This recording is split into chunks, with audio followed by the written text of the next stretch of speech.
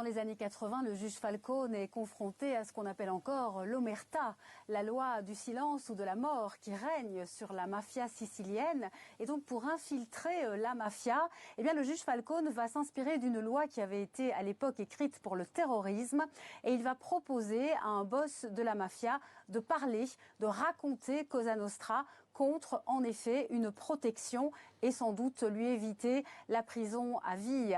Tommaso Buscetta sera donc le premier repenti de l'histoire d'Italie. Et à l'époque, tout ce qu'il va raconter va permettre vraiment au juge Falcone de faire un dossier en béton pour arriver au fameux maxi-procès contre Cosa Nostra. Alors après cela, eh bien, le juge Falcone va écrire lui-même une loi ad hoc pour les repentis de mafia. Et à ce moment-là, eh bien, les mafieux qui vont commencer à se mettre à table seront nombreux et cela va permettre aux juges Falcone et Borsellino de vraiment pénétrer dans le système de la mafia et cela va sans doute aussi leur coûter la vie.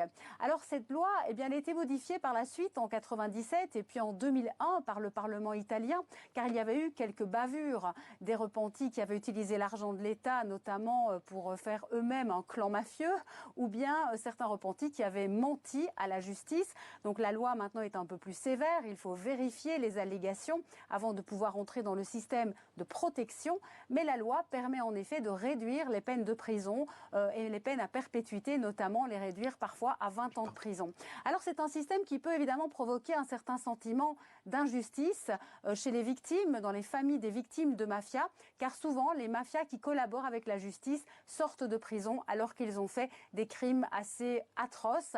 Mais c'est un système qui a fait ses preuves pendant 40 ans, cela a permis d'infiltrer les organisations criminelles. C'est un système qui coûte cher. Actuellement, en Italie, il y a 5000 personnes qui sont dans le système de protection des collaborateurs de justice et leurs familles. Et cela coûte plus de 100 millions d'euros par an. Mais comme on l'a dit, cela a fait ses preuves et ça a permis de faire beaucoup de procès contre les mafias en Italie.